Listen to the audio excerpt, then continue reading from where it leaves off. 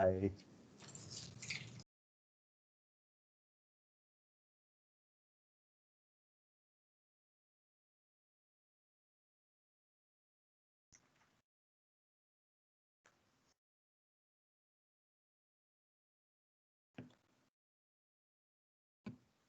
Ja. Hello.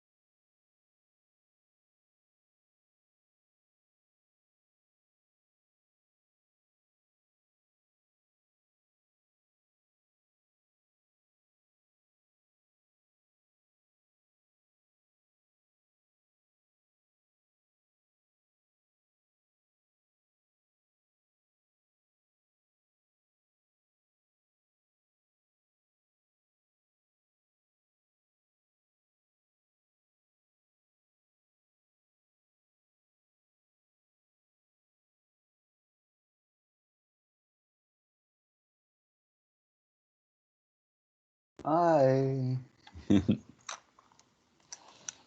Hi.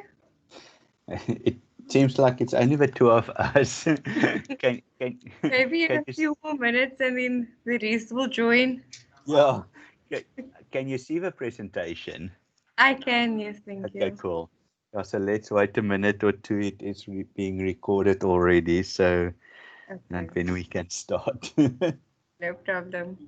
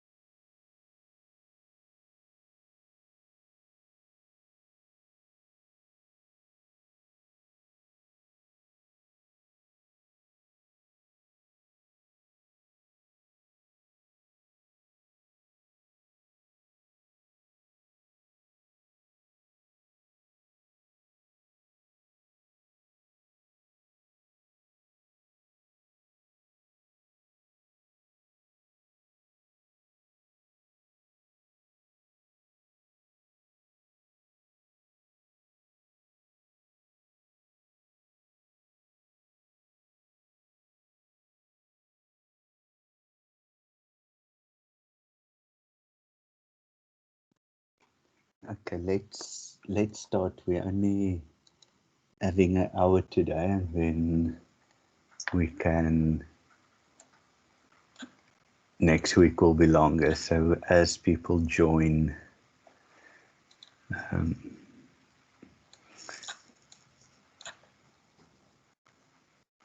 and let me. Okay, there's Greg as well. The two usual suspects are here today. Again, that is just quickly to complete the registration page. Hello, John. Hello, I, Colin. my two usual suspects are here today, so so I think we can start, and then as other people join, okay.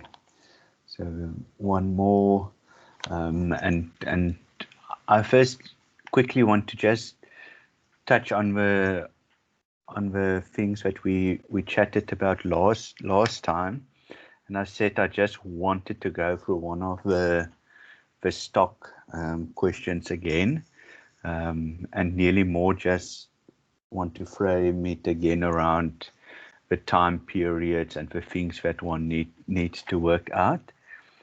And then we'll go into the last chapter. Then next week we will have a 2-hour session, just to catch up for the half hour that we're not doing today, so that you don't miss out on that. So next week we will have a longer session, and then then we finish with chapter 8.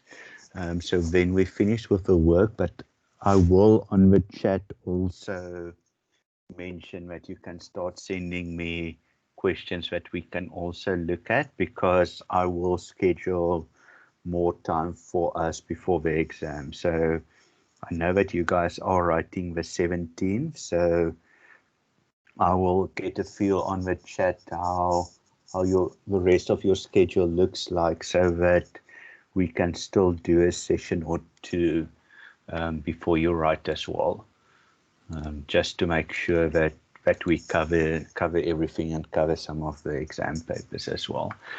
Okay, so let's quickly get into this one, and let's just finish this chapter, and then we can start with chapter 8. So again, I just wanted to look at the information that they normally give us around the stock. So if they don't give us a face value, we will normally assume a value of 100, because then it is easier for us to work with. And you can use 100, you can use 1,000, you can use 1. It doesn't really matter, because in the end you will still get to the same number. 100 is just a nice number to work with. Okay, so they've given us the face value, they've given us the coupon rate, they've given us the yield to maturity, and then they tell us the maturity date.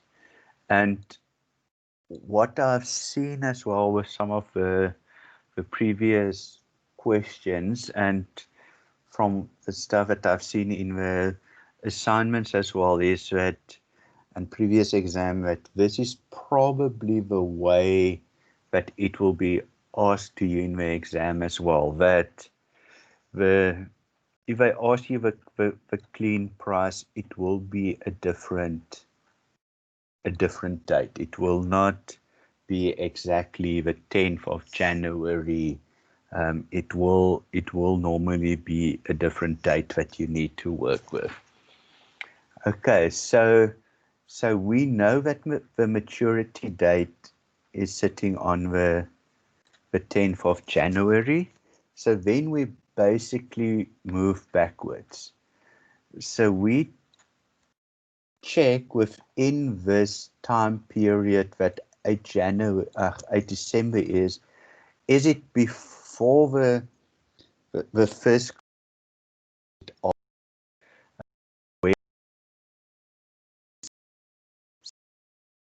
is setting the first coupon date that will happen on the 10th of Jan 2013. So basically here we need to work out the number of days, and then here we normally, that is a easier one that we normally will have, because it will sometimes be the half of, but we will need to work that out as well. So let's quickly see what they are saying. Okay, we know, even though they say per annum, we always know that coupons work on a half-year basis. So 2013 to 2016, so 2014 is one full year, 2015, 2016. So it will be 3 full years, and if we then multiply it by 2, because it is every 6 months, we get that period of n is equal to 6. Okay, so that one we have sorted out. Then the next one that we will need to look at is that R. So the easiest for me again is to say, okay, so somewhere in here is the 31st of December. And from your tables, you will need to work out what is 31 or 8 December to 31 December. Or you can say, there's a few things that you can do. So you can say what is that amount of days in between, or you can say, well, that would be 365 days. You will need to go to the tables to say, let's see what number that represents. So I haven't looked at the table, but from here we see it's to 342, but it will be on the table as well. Then you subtract the 2 to get the days. So that is 65 minus 42 is 23. And from 1 Jan to 10 Jan is another 10. So R would then be equal to your 33 days. So that is how they got to that. And then again, we will nearly do the same with H, is to go and check. Okay, so that was 342. We will go and check on the tables what is that number. So let me again say the number was 191. And then again, we will get the number of days for that. So again, just want to show how one does it, and how one gets to the days. And for the days, always use the tables. I think that's the easiest nearly, is to use the tables for these types of calculations. Okay, and then, so this is the one part nearly to get that. But let's go back to, I wanted to check. So we want to get to the clean price. And the clean price is all-in price minus accrued interest. So we will, again, now nearly need to do everything. So we will need to calculate for all-in price. We will need to work out the accrued interest, and we will then need to subtract those two from one another. The positive is nearly you will get that equation. If you don't get it, you have it because it's an online exam. So you can have all your formulas and all those kind of things beforehand. So we don't need to worry, and please don't study the accrued interest method. Just write it down for you somewhere. So nearly you will see that those two, please don't go and study it and try to remember it. You can even use these notes to actually just work from it in the exam as well. I think that is why I nearly package it like this, so that you can get everything together in one. Okay, so basically then for the all-in price, exactly how we did previously, we would work it out with 100 that we take as a given. This one we would have calculated, I think, let's quickly check, from the normal face value, the interest that you basically created. So there you will then, for the all-in, just remember, or sorry, the clean price, just remember that it's one minus the other one. What they can also do in the exam, and I think that is more what I want to nearly just show again. So what can happen is that they, because all of these numbers are very close to one another, they can, in your final set of answers, have that as one answer, have that as a second answer, have that as a third answer. They won't have that because that just stands out as, and have that one as the fourth answer. So that you nearly, at each phase that you are doing the calculation, it's nearly, oh, it could be this. So I think again that for me is nearly, when you get to these questions, you nearly write down for yourself that, okay, to get to the clean price, it is all in price minus that. So I would nearly work, and let's do it, I would nearly work backwards. So I would write down that for me, and then I would say, okay, so let's get the accrued interest. Let's get the all in price. Let's just get, so let's get the all in price. How do we get the all in price?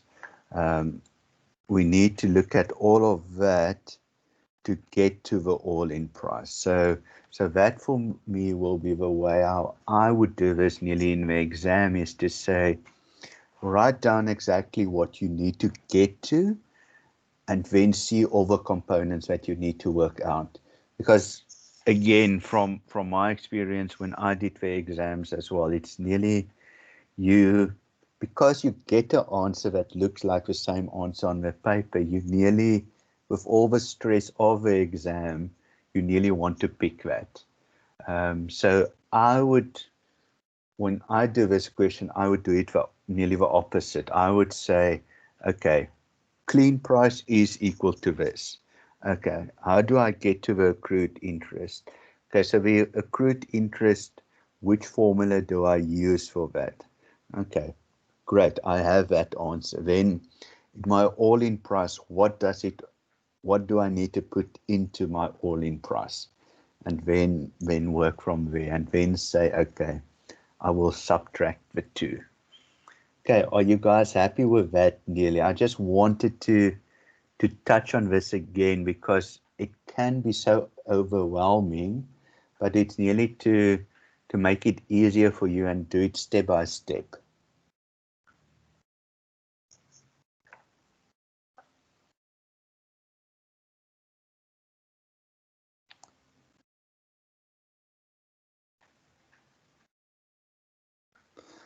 Okay.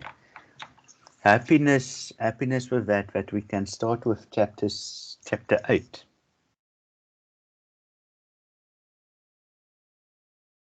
From my side, we can move on. Thank you, John. Happiness. Okay, cool. Okay, so let's do that. Just want to save.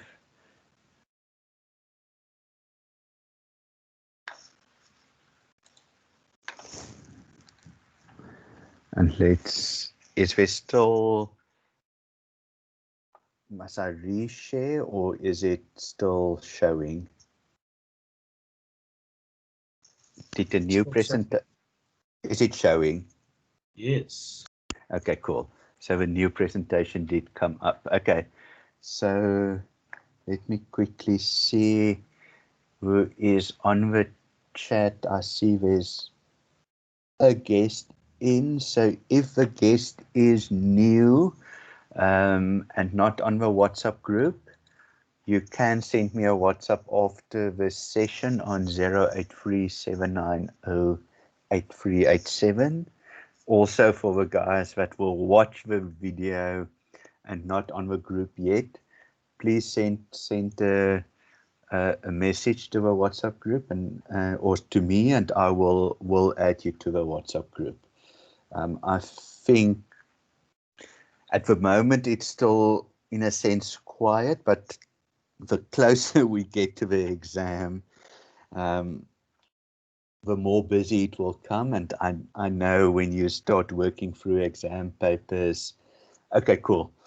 When one starts looking at the exam papers, sometimes it's just one thing that you need to sort out, and somebody on the group can assist as well.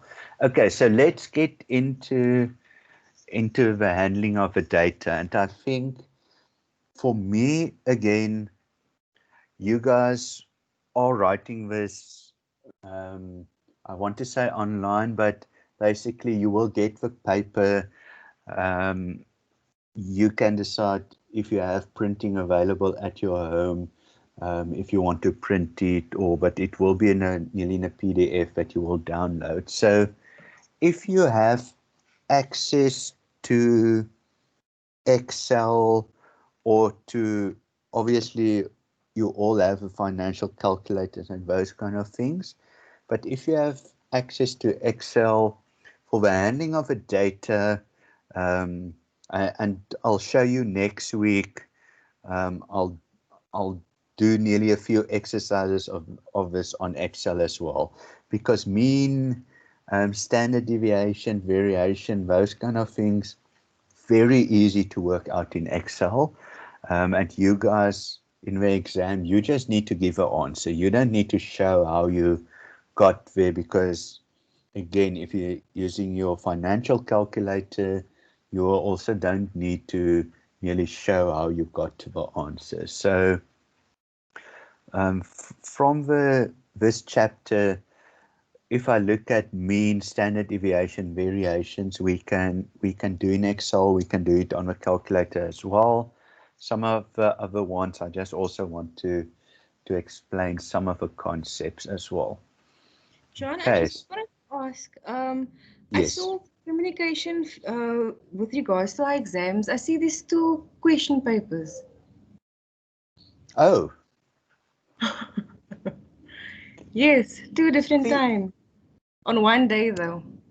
Please send that to me. So what I know, what has been happening with some of the, I'm much more involved or get communications from the stats department as well. So what I've been picking up is to nearly not have an overload on servers and those kind of things. What the pure online guys are doing is splitting it up into sessions nearly, that you work a bit, your first few questions, submit, and then you do a second one. So it will be interesting.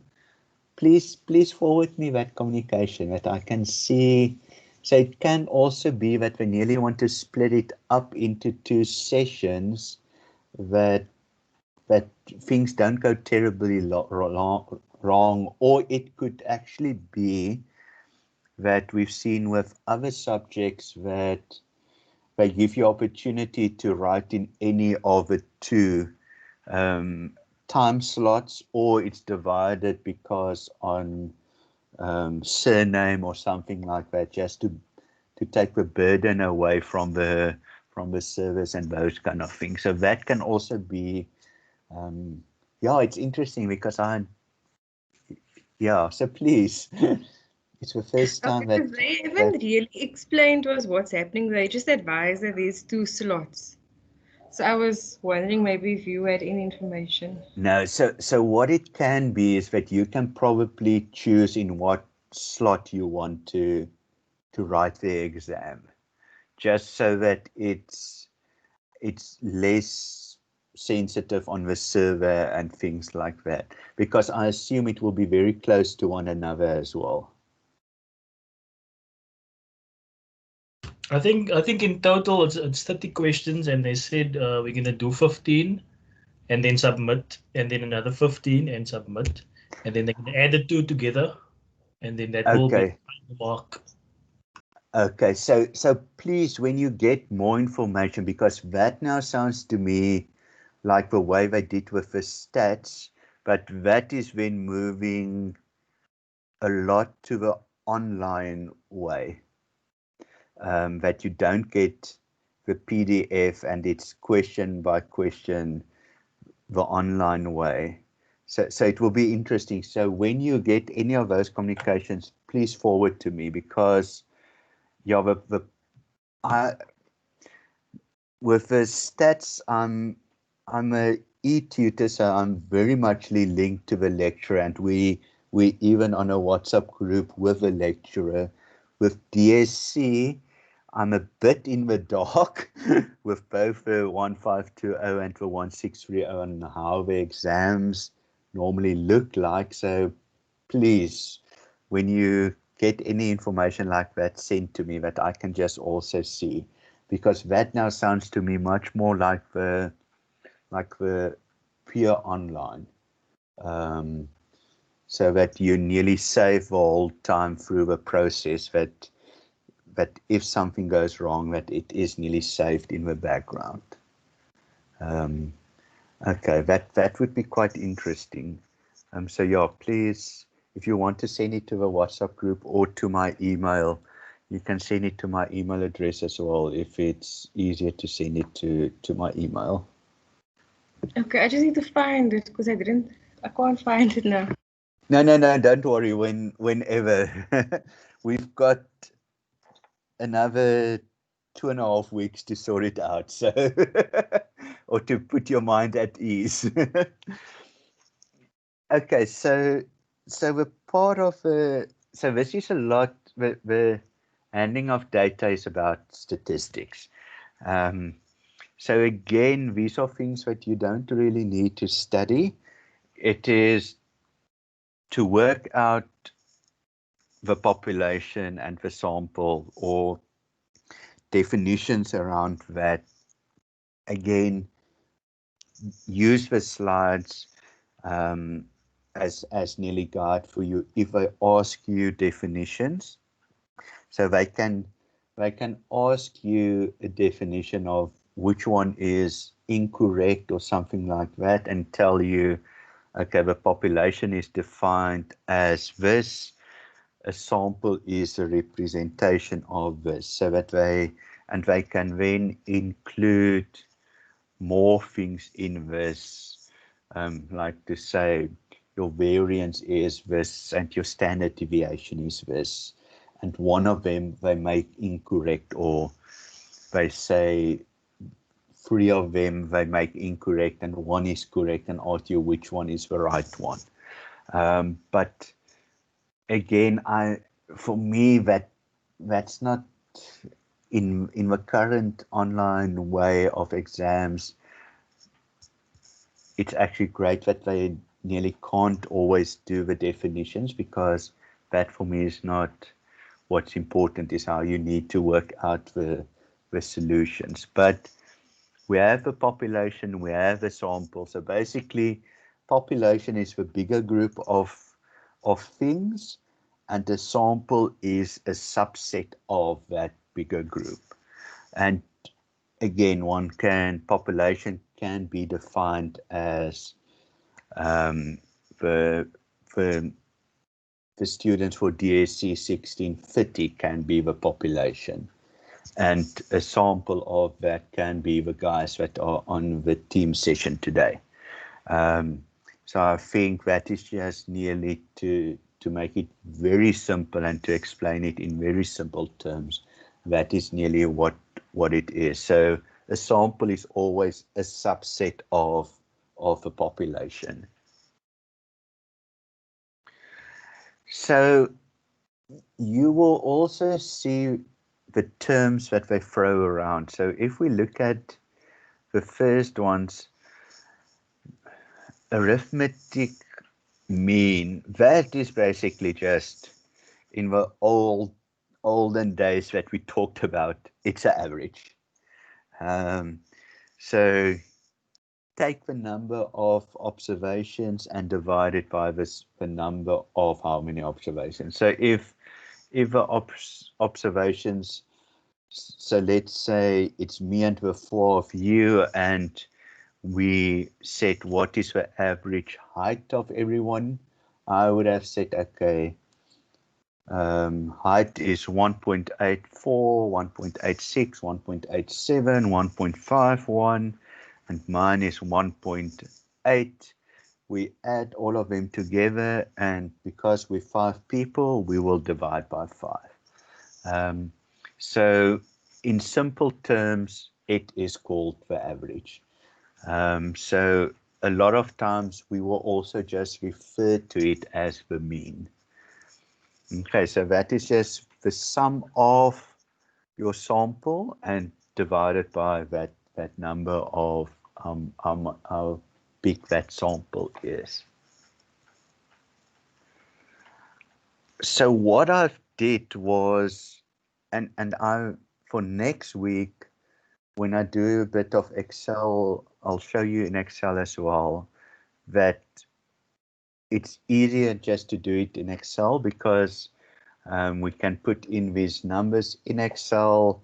I hope, and that again for me is I'm hoping that some of you will have the functionality of Excel that is available to you, but otherwise we use the financial calculator. So with the mean, you can do it 2 ways in your financial calculator as well. So you can put it in as data points. So you could, in the data, so I have it on my HB, but you can put that in as data point 1, data point 2, data point 3, all 30 of them. And then there will be the average or the mean function will be on some of your calculators. So you can do that. Or you can do it by just saying 28 plus 30 plus 25, adding all of them together, and that nearly that sum, which I'm now taking from the exercise, I'm not going to do it now. So that sum would have been equal to 855, and with the mean formula, we just divide that by n, which is the 30, and we will then get a mean of 28.5.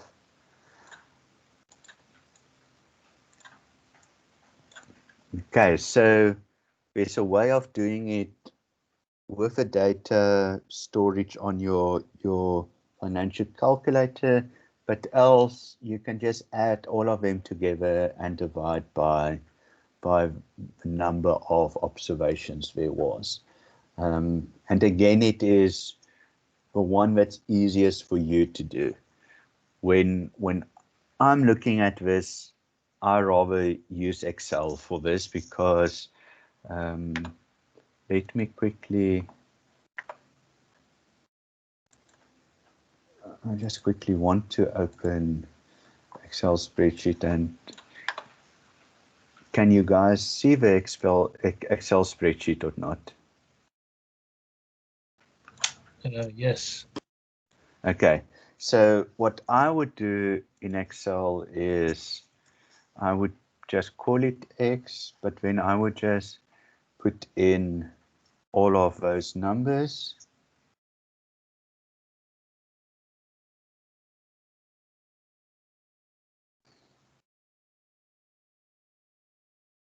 And the reason why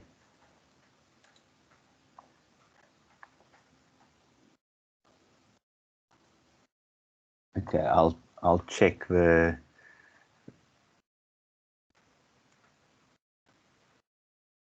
so the one thing is just that one needs to make sure that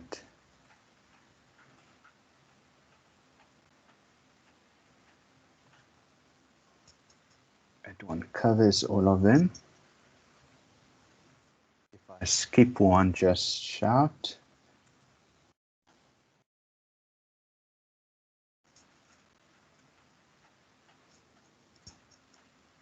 Because why I also like this is if then you have a follow-up question on standard deviation or anything like that, you can actually do that as well. And again, you can do it on. Okay, so that was the. So we can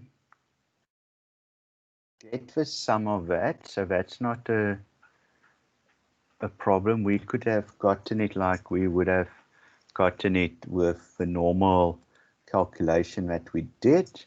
So that was the mean that we got.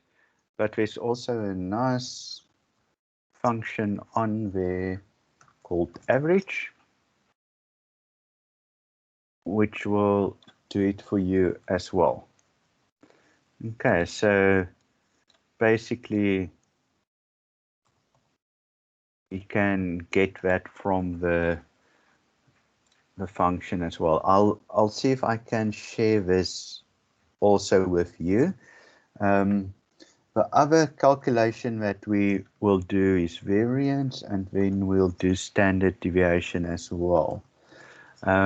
And again, variance, there is a function for it. So depending on what the question is, if I say it's a sample, we go variance S. If I say it's a population, we go variance P. So let's say this was a sample, and as easy as that, I can actually work out the variance.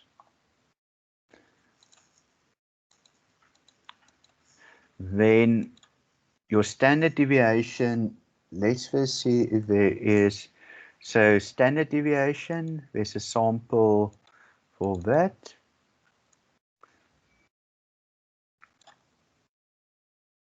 That is your standard deviation, but also another test or a way to check your standard deviation is that it will be the square root of your variance. And again, one can see that we got to the same answer. So this for me nearly is a very nice way of also just checking your answers. And if you want to use it in the exam, if you have Excel available and those kind of things, always for me a nice way of checking it. So I just wanted to share again another way of doing this, so that you, again, in the exam, you can decide nearly what you have available as a tool for you to work it out and not. So this for me, I like Excel because I'm very comfortable with working in that, but it's nearly try to see what is the easiest for you. So if you can do it with Excel, do it. If you do it with your financial calculator, do it. If there's a website that you can access to put in numbers, do that as well. Okay.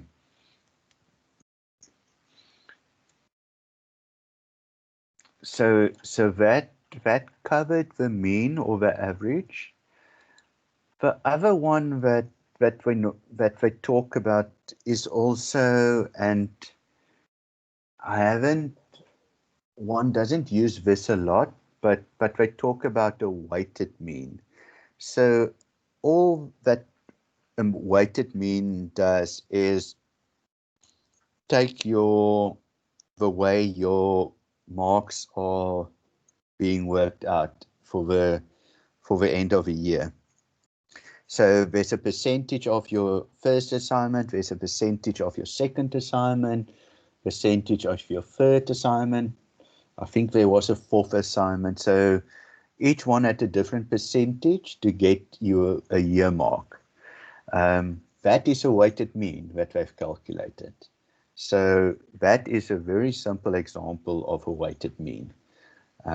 If you then still add the exam mark at the end, it's just another weighted portion that they've included. So it is actually as simple as that. So, and a lot of you would have probably done it to see what you need to get in the exam or what's needed for your points in the exam to get to pass. So you actually already have done a weighted mean with probably even not realizing that this is what you've done.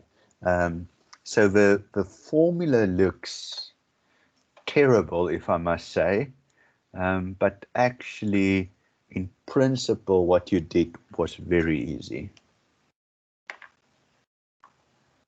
Okay, are you guys happy with those two concepts already?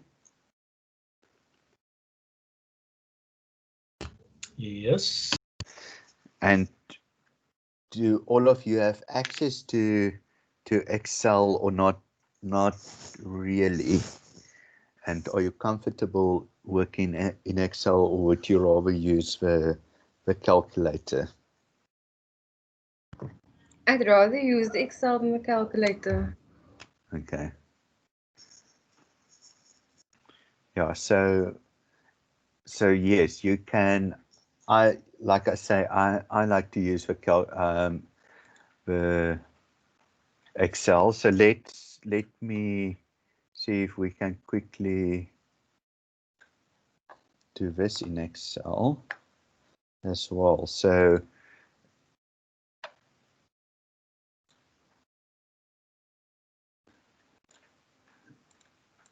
okay.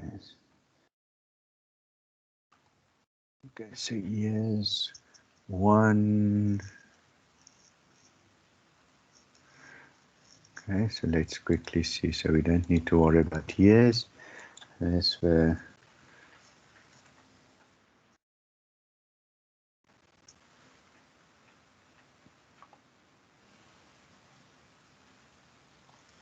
okay, this one is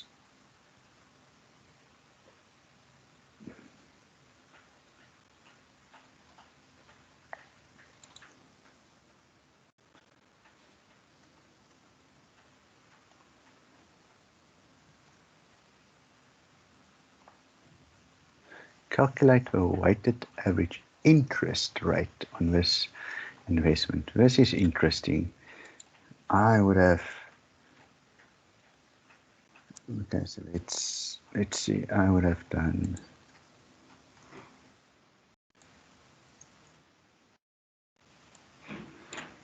okay, so that would have been my,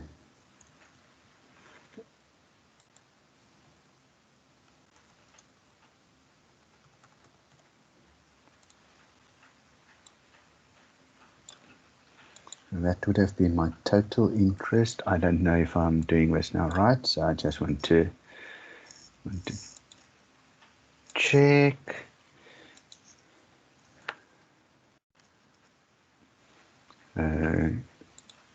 That divided by the sum of that. I'm just now taking a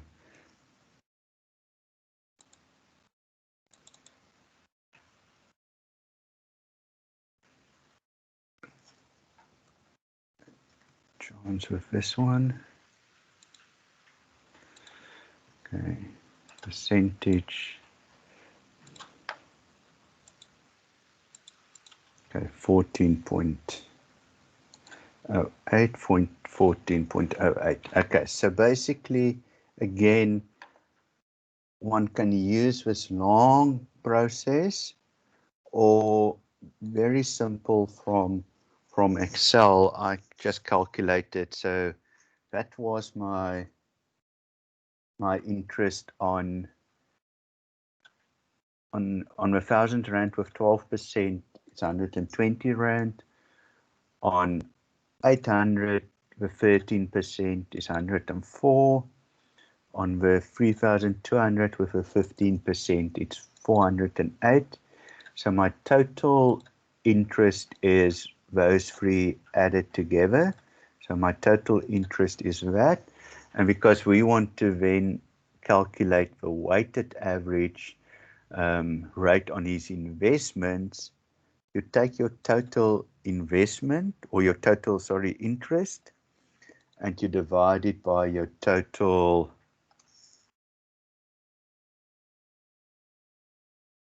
investments. So let's just do that. So your total investments would have been 100 over 1,000 for 800 and 3,200. So that divided by that will give you your weighted interest. So again, nearly want to show that there are other ways of doing this, that again, dependent on which method you're more comfortable with, you can decide. So I like Excel a lot, but else you could have used this method as well. So it's exactly the same what I did in Excel. It's just in the formula. So it was 12% times the 1,000, the 13% times the 800, the 15% times the 3,200, and that you divide by the total of the investments, which will give you the 14.8%. Okay, so just another way of doing it. There's not a shortcut on your HP or your Sharp to do weighted averages. So it is all you need to use the formula, or you basically can use what I did in Excel, which is actually just the next step in a more easier way to understand. Okay. Again, quickly ask if there's any questions, or are you at least learning something new that you can use?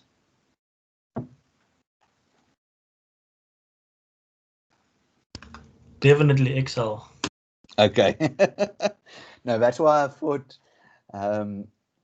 next week, when we have a bit more of time as well, for these kind of things in chapter 8, I nearly want to say Excel, and I'll show some of the correlation things and those things that's late in the chapter. I want to show you guys next week on Excel as well, how to do that. So that's why I rather want a nice 2-hour session next week that we can go through that and go through that in detail, because again, I want to show you the different things that can make your life just easier, especially in the exam time. And that's why, so I quickly showed you guys in how to do the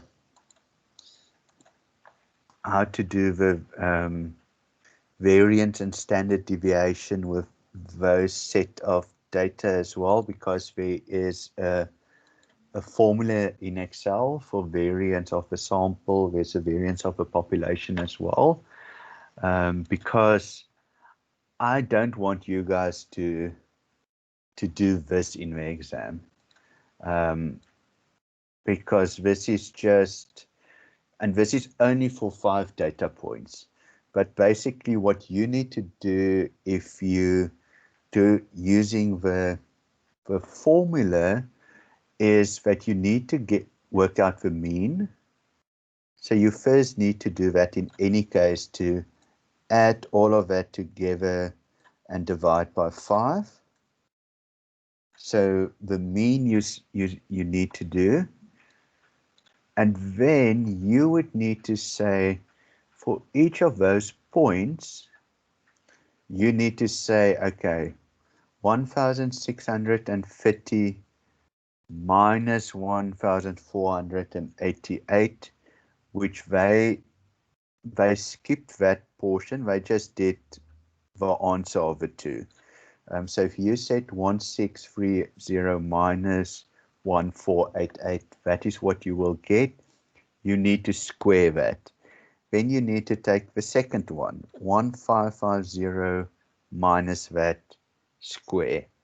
The third one, 1430 minus that, square.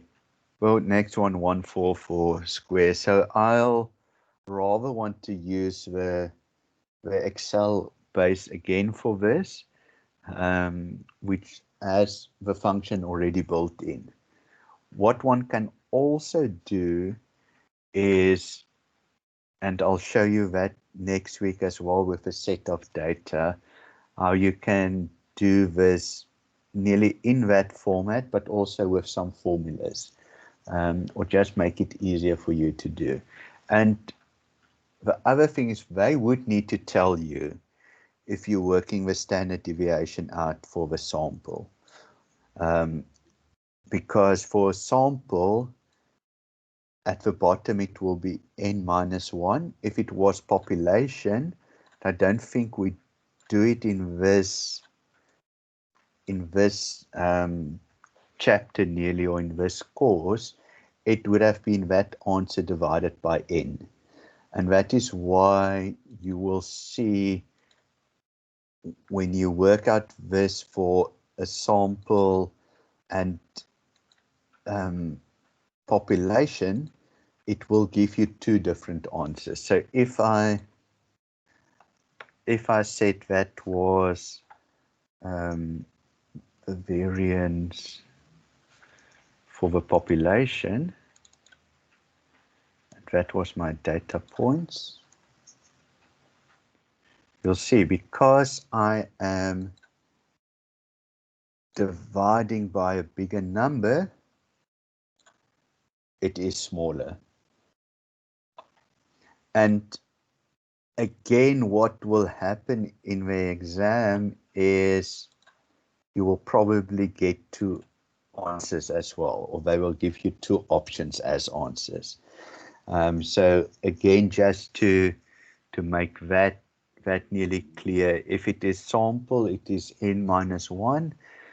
I don't think they talk about population, but when it is population, it's n. So again, your population variance will always be smaller than your sample variance. Okay, so, but again, next week I want to show you, without using the formula that's built into Excel, just how to do this in a simpler way as well, that you don't need to calculate everything. I think that is very important, just for you to save time in the exam, because it is probably in the exam, it's only 1 or 2 questions on this chapter, but you don't want to waste 10 minutes on this if you can do it in 3-4 minutes. Okay, happiness with the standard deviation and variance. I think the one thing also always is just to remember that what they like to do is, so that is the variance, and basically the standard deviation is the square root of the variance. So what sometimes can happen in the exam as well is that they give you both and nearly again will ask you work out the standard deviation but give you the variance as well. So again, as one's mind is set, you see a number and it's like, oh, but that is option 1. But actually you still need to do the square root of that. So again, just be careful in the exam that it can be that the variance is already one of your options already, and they actually want the standard deviation. Okay, questions on that?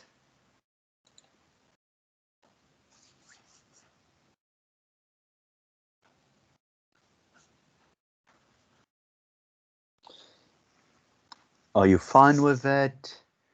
I think there was in the assignments, there was 1 or 2 of that.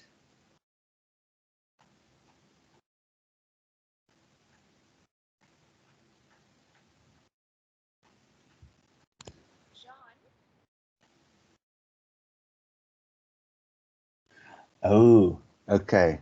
I've now seen the.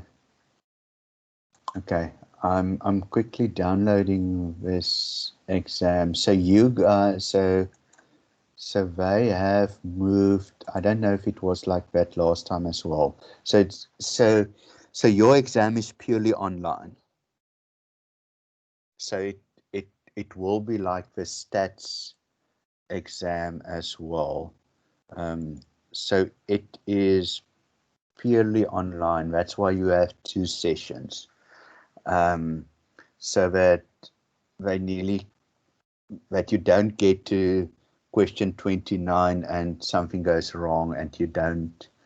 Okay, so please send me all of the information that they sent you guys on the way the exam will be, so that we just make sure, because however, and let's just finish that.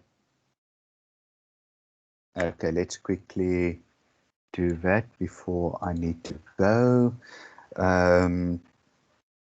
So the standard deviation in Excel. Okay, so again, I would have just said standard deviation for the sample, because we're working with the sample, and I would just highlight that it takes into account all the numbers in there, and there it is. And again, you can test it with have been the same as the square root of your variance. Okay, and you can see it's exactly the same. Okay, does that make sense? Is that what you were looking for?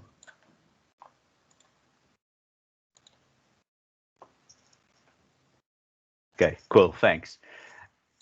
Okay, so we're going to close off now, as I need to go to a work meeting still. But please send me the information on the exam, because how it worked in the stats exam is you complete one question, you go to the next question, and you can't go back to the first question.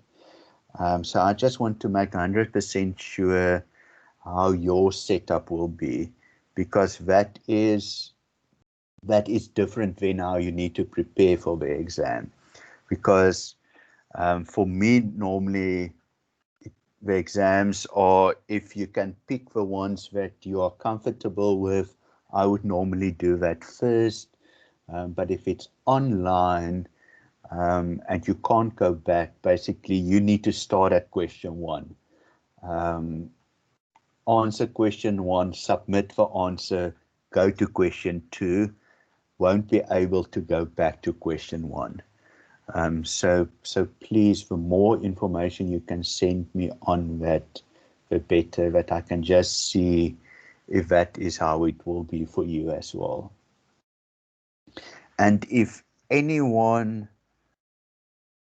on the group, so I will just post a question on the group later tonight as well, how, if anyone still on the group did write the first semester as well, so that we can just get a feel of how the first semester was. Okay, happiness on your side, guys. Next week will be a much longer session. We will make it a 2-hour session that we can finish all of the rest of the data handling, that we can focus a bit on how to use Excel in it as well. Just want to show you a few different options. Okay, any questions from your side? John? Yes. I think you mentioned before that you were going to spoil us by doing a formula sheet for us. Are you still going to do that? Yes, I'm busy with that. So when I'm finished with the last chapter, I will provide that for you. No problem. I will do that for you still. So I am, as I'm doing the chapters, I'm putting something together. So I will share that after we've done with next week. So I will probably share it next week with you. Awesome. Thank you. Okay, anything else, guys? Otherwise, have a good evening and chat again next week, but also on the WhatsApp. Thanks, John. Bye-bye. Cool. Thanks, everyone. Thank you. Okay, so let me stop the recording as well.